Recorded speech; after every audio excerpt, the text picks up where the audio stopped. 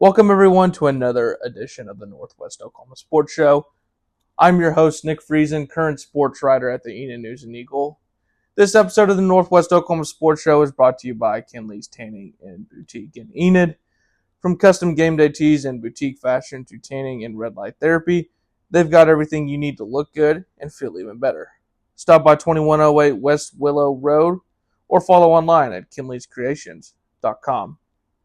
Make sure you do what you usually do on Spotify and YouTube on the Northwest Oklahoma Sports Show. On YouTube, make sure you like, subscribe, and turn on that bell for notifications so you never miss a video or a podcast.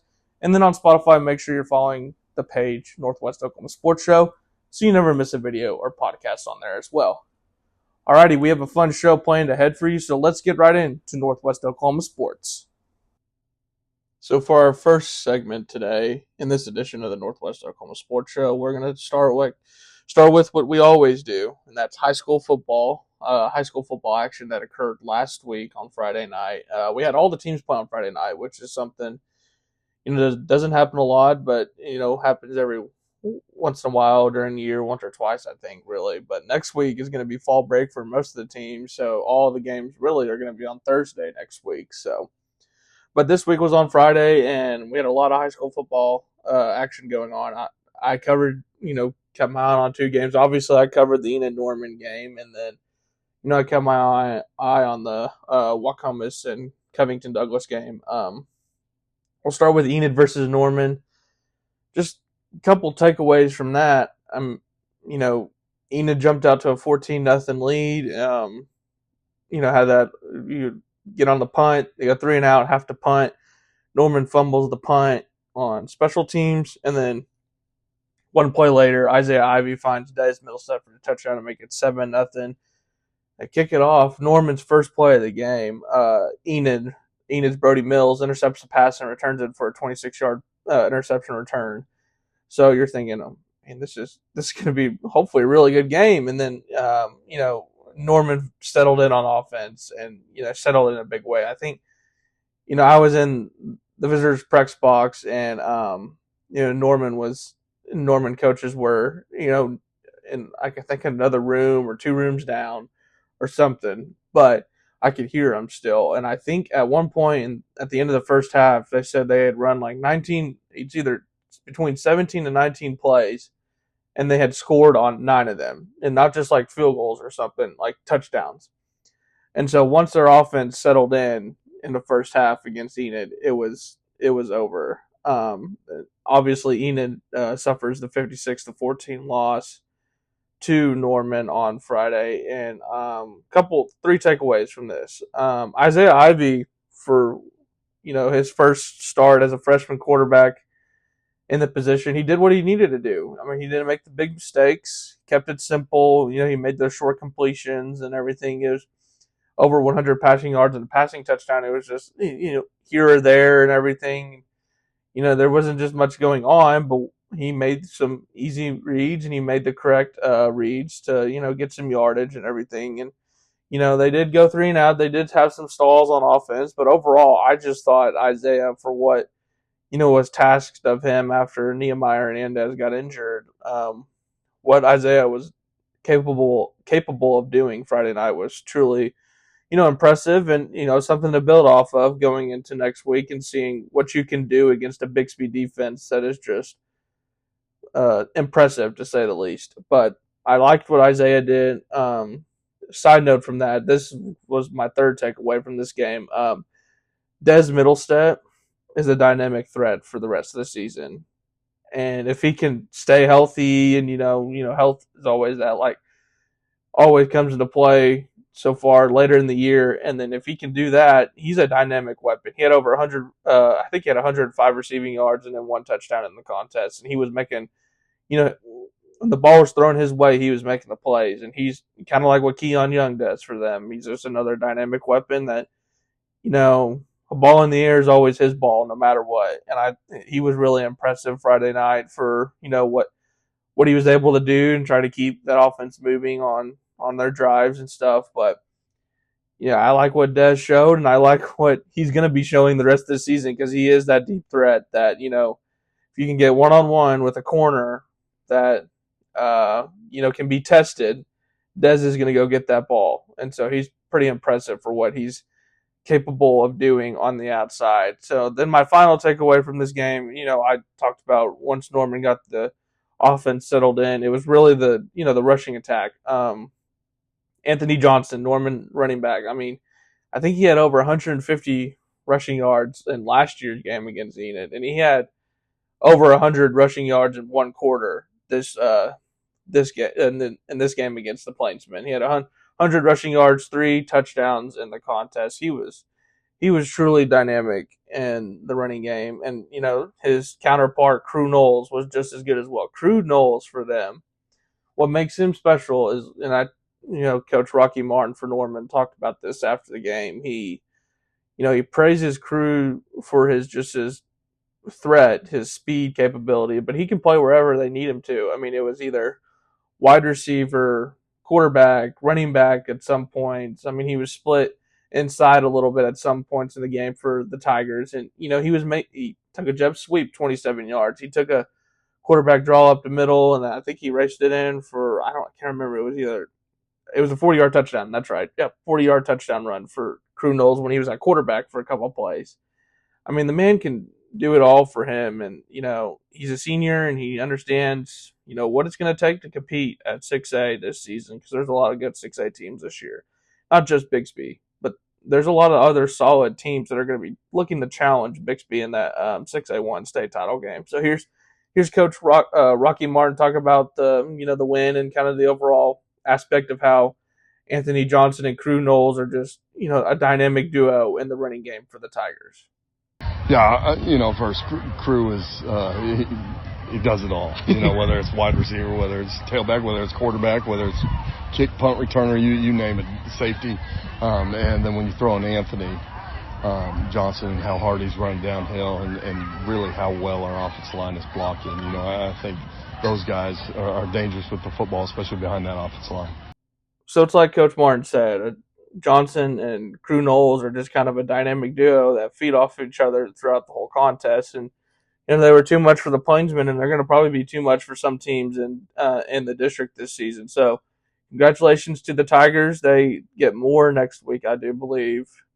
And then Enid travels to Bixby to start fall break next week. So that's going to be a tough one for the Plainsmen heading to Bixby to start their fall break. But we're going to switch over to the 8-man game that I, covered, paid attention, whatever you want to call it. Waukomis and Covington Douglas. And Waukomis, their ground game, it's impressive. They took the 44-14 win over the Wildcats on Friday night. And, I was on the scoreboard show Friday night on the franchise after all the games that it did. And this is the first takeaway I came from that game too, is, they asked me, the differences between 11-man and 8-man. And, one of those is, you get the unpredictability in 8-man. You're either going to get a high-scoring game or a low-scoring game. You don't know which one. But also, and I know this Waukomis running back, he's been solid for the season, but you also get these situations where, you get a player that's just able to secure the moments, to seize the moments and everything. And that's what Waukomis running back Wyatt Southwick did on Friday night. I think he had over 200 rushing yards. If not, he was high in the high 170s, 180s. And he had 2 rushing touchdowns in the win. And he was running all over the Wildcats defense. And overall, every part of Waukomis was having their success on the ground with over 500 rushing yards in the contest. And, it says 19 passing yards. Once you find something that's working in a game, you don't even need to leave that scheme or anything. And they found that the running a game was going to be a threat, and it was, with over 500 rushing yards in the contest. Wyatt Smith had a rushing touchdown for them. He had 2 rushing touchdowns actually in the contest. Lane Winkler had a rushing touchdown. The defense showed up and everything. That leads to my second point is, Waukomis is starting to get, comfortable on both sides of the ball. And, you saw that happen last year when they made that run, in that deep run in the playoffs, and, made some history and everything. And, there was basically that made that run happen was everything was clicking for them on both sides of the ball. And so it looks like now, they played Covington, they beat them 44-14. And then last week, they played a formidable Class C opponent in Tyrone and won 50-8. And, Tyrone, you can make a case that they're at least a top 10 team in Class C, maybe a top 5. But, Waukomis is finding its stride on, offense and defense. I mean, they had an interception on defense, and, they were wreaking havoc whenever they needed to on defense. And so, my final takeaway on this is with Covington Douglas. And me and, Coach Brian Smith have talked about this and everything. It just feels the injury bug is, on them basically. It's happening for Covington Douglas, and it sucks because it's happening at like an important position with them with, Justice Halcomb and Matt Castile, and it's kind of just, you have a quarterback and then you don't, you got to go switch them in mid game, and you have to switch the game plan at some points, and, it sucks for them, and it's not just them, there's several others, the injury bugs hitting for Covington Douglas, and so hopefully, they're still a formidable ball club. They just need to get healthy. And if they can get healthy at the right time, they could be pretty dangerous for some other teams. But congratulations to the Chiefs, 4-2 on the season. And I think, they play at Coyle start fall break on Thursday. So that should be another good matchup for them because Coyle's 5-1, and they look very impressive this season. And so that should be, a tough district matchup and after this win against Covington Douglas. So congratulations to Waukomis, and they're going to look to build on that next week at Coyle. So now we're going to turn our attention to the rest of the games that happen in Northwest Oklahoma, the rest of the games that we cover. And we're going to start with the big matchup that happened out at Sealing on Friday night. And Sealing took the 50-28 convincing win over O'Keene on Friday. I can't remember. I think O'Keene had some injuries in that contest and, had to, flip the game plan and everything. But Sealing, Rush Hunt, he had a 60-yard rushing touchdown and a 45 rushing touchdown.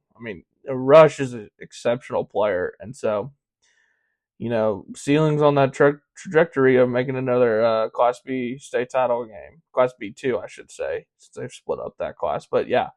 Congratulations to the Wildcats. They looked dominant against the Whippets. Chisholm took the 72-0 victory over Blackwell. Malchi Owens with 2 touchdowns. Blake Thompson and Brandon Todd with 2 touchdowns. Actually, both of them had 2 touchdowns. And then several other players had their moments in that game. Connor Quintero had 290 passing yards and 2 touchdowns. So Chisholm gets a bounce back win after, suffering the loss to Mount St. Mary. So congratulations to the Longhorns. Heritage Hall takes the 26-7 win over Kingfisher. Hennessy takes the 49-8 victory over Meeker. Timberlake with a win over Sharon Mutual, 50-30. Solid showing from the Timberlake offense. And congratulations, I hear, for Timberlake head coach for Brian Severn for 250 wins in the coaching career there. So, incredible accomplishment. So, congratulations to him on making the history. I think he moves into top 16 all-time wins for coaching. So, that is pretty impressive for what he's been able to do at Timberlake throughout his coaching career there. Like I said, Waukomis 44, Covington Douglas 14. Pioneer took the 52-28 win over Garber on Friday. And if you know Pioneer, the running game was going if they were able to have so much success, especially in the fourth quarter. They had 396 rushing yards in the contest, and they had 3 rushing touchdowns in the fourth quarter. So congratulations to the Mustangs and, Zaya Fafa with 3 rushing touchdowns. Gabe Umstead with 2 rushing touchdowns, and, we'll see what they can do. They gotta keep building on this in a district that I feel like could be pretty wide open, to say the least, for everyone in that district. And so good luck to the Mustangs. Stroud with a 34-14 win over Alva. OBA with a 46-22 win over Turpin. Cal Chaot had passing touchdowns to Liam Berry and Ben Burrell. So congratulations to the Trojans. They're another one of those teams that can make a run in that district. with Laverne, Turpin, Pioneer, Garber, OBA. So big game this Thursday too, with OBA and Pioneer playing. I think at 1 o'clock. I do believe. Can't remember, but I think so. So that's another aspect with these fall break games is some of these games are being played in the afternoon. So that's pretty awesome, especially when I think 20 of the 21 teams that we cover are playing on Thursdays. So then one team on Friday. So that's pretty awesome for just overall our coverage and everything. But congratulations to the Trojans. Watonga with a 27-14 win over Hinton. Boise City with a 48-0 win over Canton. Cherokee 64, Davenport 28. Fairview takes the 49-22 win over Crescent. Laverne with a 40-16 win over Pond Creek Cutter. Shattuck with a 62-6 win over Ringwood. And I wanted to give a special shout out to one team in particular on Friday with the Kremlin Hillsdale Bronx on Friday. So they travel, they were at home for homecoming this last Friday against, I do believe it was, Buffalo. And the Bronx come away with the 48-20 win, breaking a 35-game losing streak that dates back, I think, to 2023. So congratulations to Kremlin Hillsdale. I know Tyler Smith, I think he had 4 touchdowns in the contest, their quarterback. So congratulations to them. That's a big time win. And, that just breaks the losing streak that has been haunting them for these past several years. So congratulations to Kremlin and congratulations to all the teams that took the victories this week in Northwest Oklahoma. So now we're on to the Garfield County Report. This is where I give a report on a team or several teams in Garfield County, and I just give my, give them my thoughts and everything on their season so far and kind of how they've been doing for this fall season. We had 2 softball teams that I want to talk about this that competed this weekend in the postseason. One in regionals and one in state. So we're going to start with Enid softball, and they went to Bartlesville for their regional. They took on it was Bartlesville, PC North, and Sapulpa, and both days on Wednesday and Thursday, Enid faced Sapulpa during those days in the regional and everything, and so they took care of business against Sapulpa on the opening day of the regional, and then they had to play Bartlesville in the winners bracket semifinals and lost 7-6 in the winners bracket semifinals, and it was kind of heartbreaking because they were up 6-0 at one point. It looked like everything was going their way, and then Bartlesville kept chipping away whenever they needed to, and then they had a big 4-run 5th inning with a home run by Savannah Alden in that inning. So that just kind of jump started the Bruins basically come back in that contest, and then in the final inning scored 2 runs to walk it off against the Pacers in the first day of regional. So then you turn around the second day, and in order for Enid to make it to the state tournament, they're going to have to win 3 games. And so they do that. And the first game, they beat Sapulpa 9-5 and played Bartlesville in the next game, and then got beat 4-1. And really, outside of that first inning or that second inning against Bartlesville, because they had 4 runs and that was their total runs in the contest. And outside of that inning, it was a case of Gracie Combrink was dominant, and then the Enid offense was making real solid contact for whatever they were doing, each hitter and everything, but it was just going right at a Bartlesville defender. So that's like one of the things that is more heartbreaking is they've solid contact was there, and if they found a gap or two, this could be a whole lot different, and then they would have to play an if necessary game on that Thursday. So tough way to end it for this season for the Pacers. So they'll look. I think they only have a handful of seniors, and so they bring a majority of their team back. But one of the things about this team is just their team chemistry as a whole with all the players on that team. And so I just think that's what makes them so successful is like everyone is bought in on that team and everyone just loves each other on that team. And so here's head coach Chris Jensen after the Bartlesville loss on Thursday, just kind of talking about the team bonding on this team and kind of just their overall team chemistry of what this team is capable of as a team and just as human beings as a whole. Oh man, I mean they're already talking next year about going back to Grand Lake for 3 days. Right before the scrimmages start as a team bonding trip, and hopefully that's something that will happen perennial, year after year, and it's just great. I mean, for what the district allows us to do, and the community that helps, we fundraise with the community. It just allows us to give these girls, really the greatest experience that I've ever seen in sports, and I've been doing this for 24 years, and a lot of outsiders don't get to see that. What we get to do, but it's a sisterhood and it's a family, and that's what I'm gonna miss this with this group the most.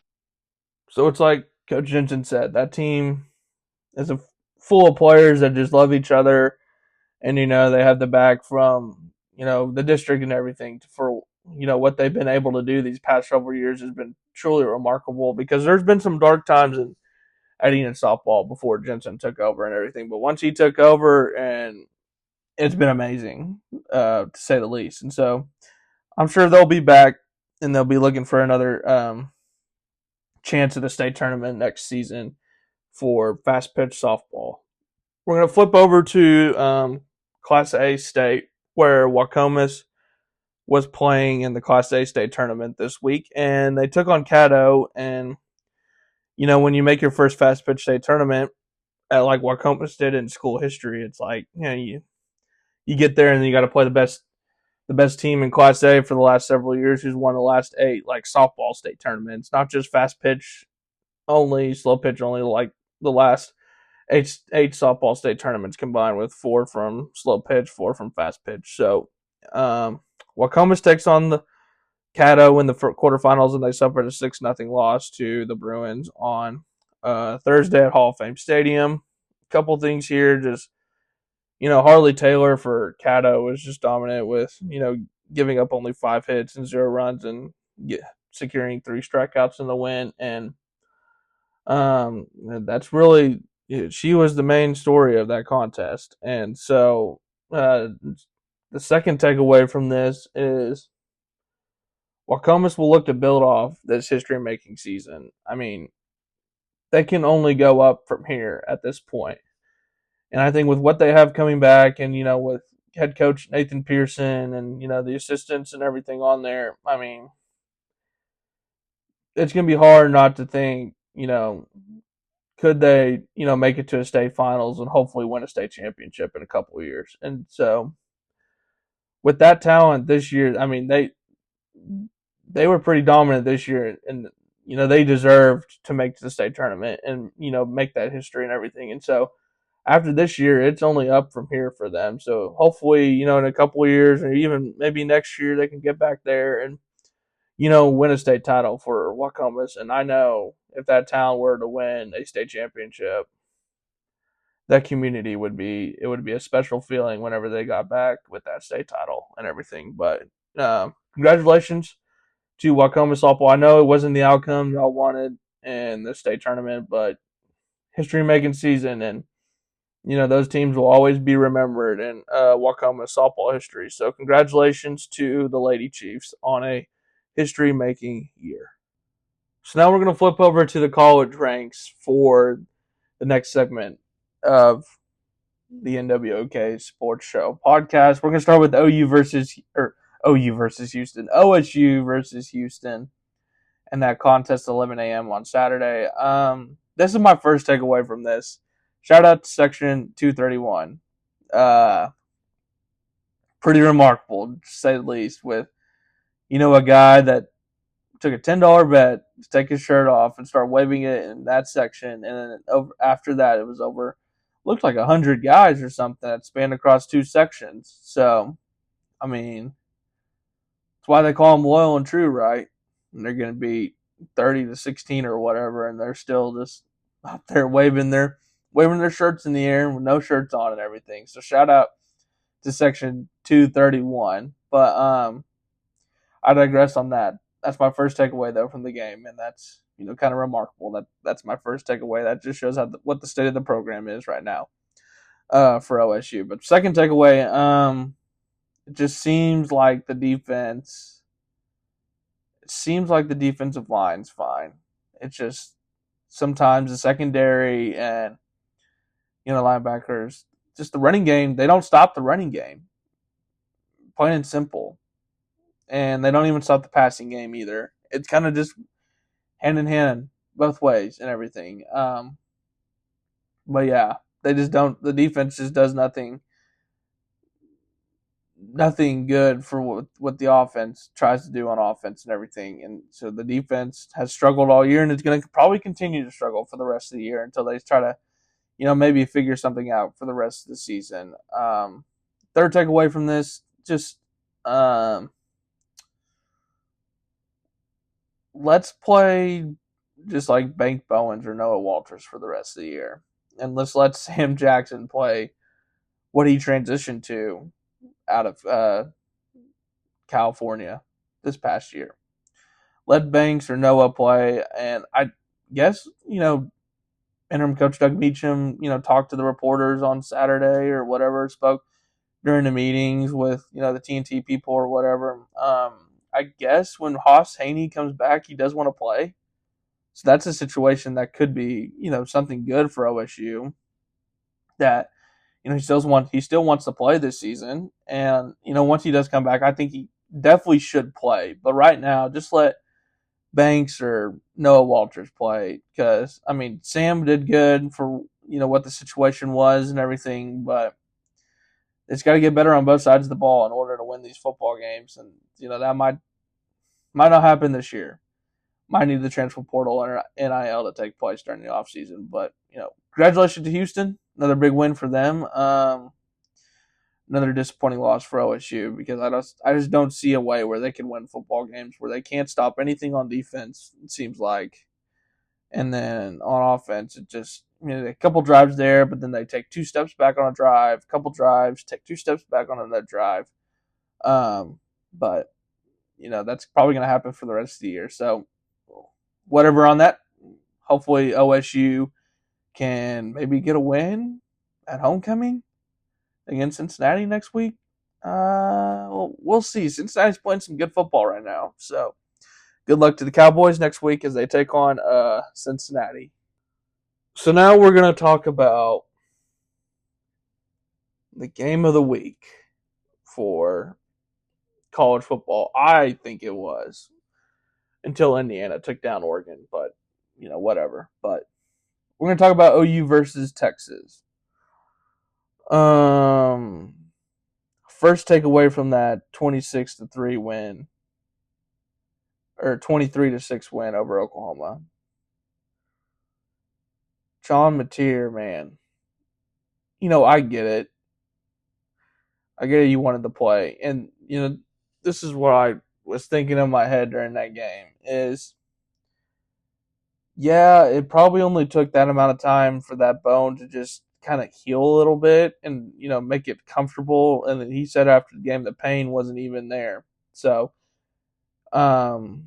everything was fine and everything. But I was also thinking, he really hasn't played football for 3.5 weeks. And then we come back, and first of all, you don't do any good on good work, even though Brent Venables said you're supposed to do that in order to play. He didn't do it, according to what he said today for Toby Rowland on the News 9 and everything. So come back 3.5 weeks, and you're playing arguably one of the tougher defenses in the country. I know Texas haven't had the greatest of starts, but it's frankly due to the offensive line and the quarterback play. But, that looked fine yesterday, apparently. But you come back and you play Texas and that defense and everything, it's going to be hard. And it also doesn't help when you were off rhythm, like they talked about in the post game. He was just off rhythm a little bit in that game against Texas. And 3 interceptions, definitely not going to cut it to win that game. One interception alone, but just a disappointing effort from the OU offense, and just another, fun little stat here where they haven't scored in 3 of the 4 Cotton Bowls that Brent Venable games. That in games that Brent Venables has coached, they haven't scored 3 in the 4 Red River games. So that's not the recipe for success. Another takeaway from this is Arch Manning did what he needed to do to get Texas that win. He was a game manager. I can't remember who said that on ESPN after the game. He was a game manager. And frankly, when you convert on several third downs on that one drive where they scored a touchdown and went all the way down the field, I think it had over 80 yards or something. That's a gamer. That shows you are a gamer, and you trust your playmakers and everything. And that's what he did. Trusted his playmakers, made the necessary throws on the third downs, and ultimately that drive and then the material interceptions is what I think just costed OU the game. And we can talk about the punt return. I know they were blocking the backs on that punt return. I'm sure they're going to probably send it into the league office, and hopefully something gets changed or whatever there. They send it in there so the officials can understand what the blocks and the backs are, whatever. But that play did not cost OU the game. It was just a series and several plays in the second half, particularly that Texas offensive drive that cost them the game. And giving up 20 points in the second half is definitely not the recipe for success. But if your defense is just giving up 20 points and you give up 3 in the first, you think your offense would show up in the second half.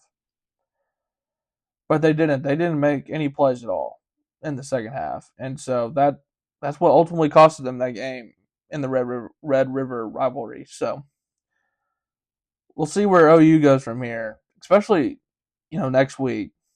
If they were at home against South Carolina, they'd definitely win. But on the road at South Carolina next week is just makes it one of those games where you're like, they should win, but some situations go here and there, and, South Carolina keeps it close, and Lenore Sellers plays out of his mind. The Gamecocks could take that win. And then after that, for OU, that's when the gauntlet starts with Bama, LSU, Missouri, Tennessee, Ole Miss, all those teams. So we'll see where OU goes from here. With Texas, obviously, you keep your playoff hopes alive, and then going in for the rest of the year. And then that big game against Georgia for Texas, that's the one where if they win, I think they can seal themselves a playoff. If they keep winning after that and, make the SEC championship game and win that game too. Still got a lot ahead of them, Texas does, but I think that this sets them up for a recipe for success. And for OU, it just sets them up for next week as a bounce back week and just, a prove it week for several people in college football. And then several people that are fans and, media.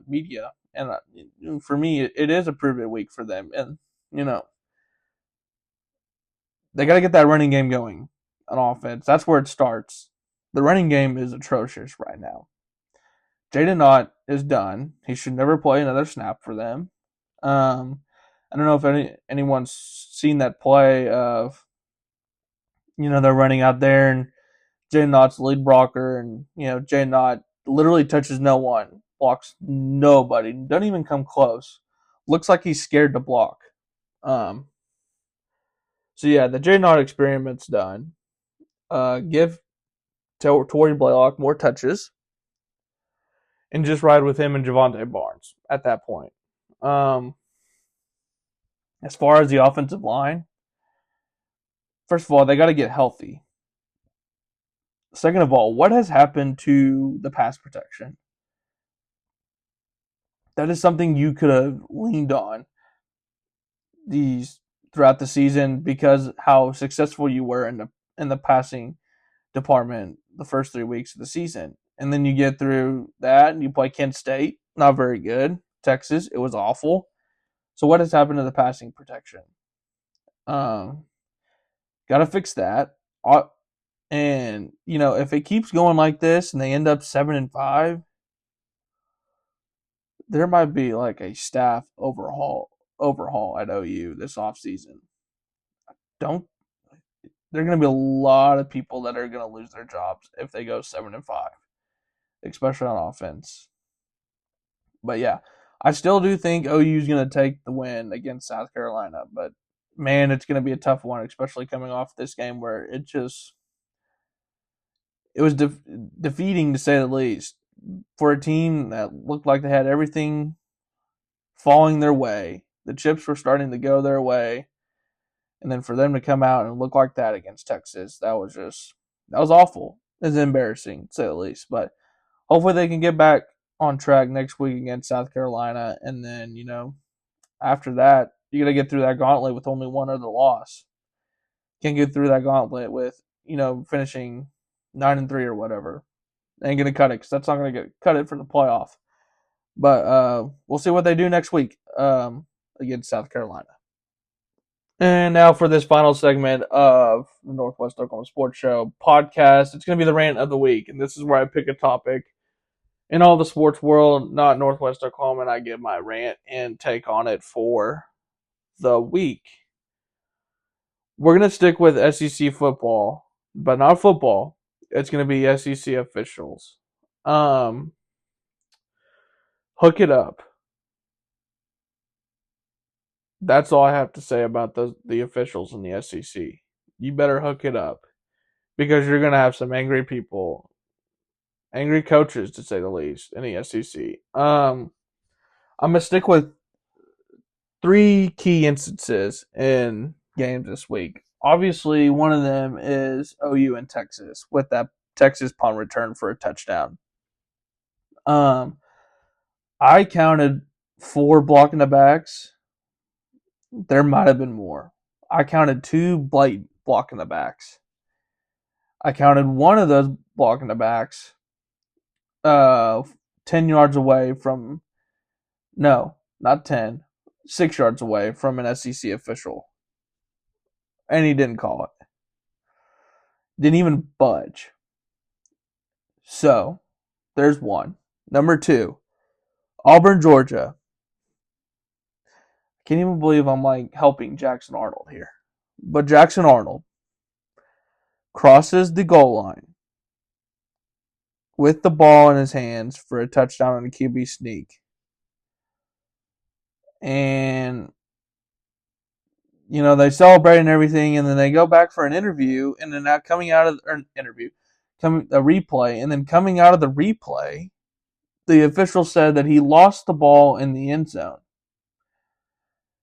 He did, SEC officials, but he lost it after he had crossed the goal line with the football secured in his hands for a touchdown. There's 2. Third one's not even a football play. So Kirby Smart, clear as day on TV, calls for a timeout. He's calling for a timeout. But then he gets over to the officials after they're signaling he wants a timeout, and he's saying, no, I was just clapping? Really? Okay, first of all, that's just dumb on Kirby Smart. Second of all, you really bought the crap that Kirby Smart said to y'all SEC officials? When it was clear as day he was signaling for a timeout. But then he gets over there and he goes, oh, in his mind he's probably like, oh man, I really shouldn't call it a timeout there. Let me see if I can just say I was clapping and they would buy it. Goes over there, says that, and the SEC officials actually bought it. They bought his clapping. And I'm like, are you kidding me? That's 2 situations. That's like a whole review for Auburn this week. They can send 2 full pages or whatever in the office this week. It's bizarre. So you have like two football plays right there that I just talked about, and then you have one non-football play that really I just can't believe the SEC officials were like, well, maybe he was clapping. I know he was signaling basically a T for timeout, but if you do that motion really fast, it does look like you're clapping. That's probably what they were thinking and saying to each other on the sidelines when Kirby was crying like a baby because he wanted a timeout, but then he's like, oh man, I really shouldn't have called a timeout there. I just am going to say I clapped. Sure enough, it worked because the SEC officials are dumb, and apparently they were dumb for the whole day on Saturday. And I get it. It's hard. Officiating's hard.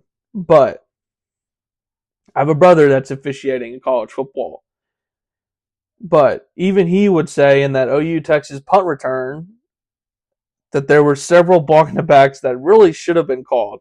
There was one on the camera that on the replay or whatever that it was clear as day the Texas return man would literally put his hands out on an OU player on the back and pushed him down.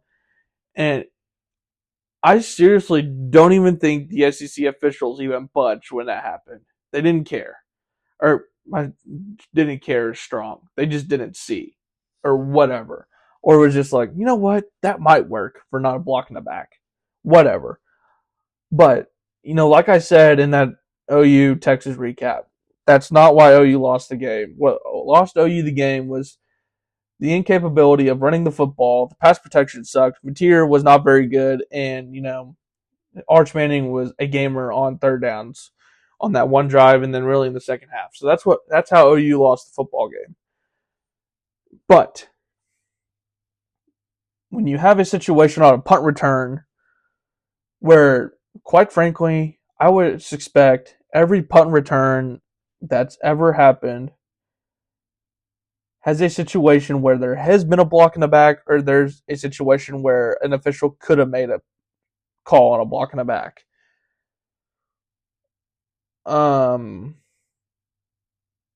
They had several situations in that punt return to call a block in the back. 4 in my mind. Yeah, it was just awful for them. I don't know if that one, the punt return was this crazy or, them in the Auburn Georgia game, saying Jackson Arnold fumbled the football, but Jackson was clear as day. He was probably a yard or two past the goal line for a touchdown until he fumbled the football. But the dumbest, most brainwashed situation Saturday was when Kirby Smart literally called a timeout and then decided, you know what, I really don't want a timeout there. I'll just say I started clapping, and they actually fell for it. So, SEC officials, just do better. Do better for the rest of the year, just for your sake in general and just for your sake. For all the coaches that could be griping to y'all that Monday going back to practice. So that will do it for this edition of the Northwest Oklahoma Sports Show podcast. A lot of good stuff next week for Northwest Oklahoma. You got fall break football on Thursday. Cross country for, Enid cross country on Tuesday. And then I think Saturday is small school regionals for cross country. So, you have OBA and Medford, Waukomis, all those small schools and everything will be competing in regionals next Saturday. So wherever they're at, make sure you're tuning into that and going out there and supporting Northwest Oklahoma runners. Let's see here. I think, volleyball, Enid volleyball is playing in regionals next week at Bixby, so that'll be a tough one. But, I love what the Pacers are capable of doing. And, once they get, I've talked to this with Valerie Francisco all season long. Once they get comfortable in their game and they start playing like their pace and their game, they're pretty tough to beat, to say the least, I would say. So if they can get to that point in their matches at regionals next week, I think they could have, a solid showing in regionals, and hopefully, who knows? Crazier things have happened, and they could possibly make a state tournament, which would be awesome for that program and everything. But that's all that's going on next week, and so make sure you're tuning into another edition on Spotify and YouTube of the Northwest Oklahoma Sports Show. But until next time, Northwest Oklahoma sports fans, go out and show your support for Northwest Oklahoma sports teams.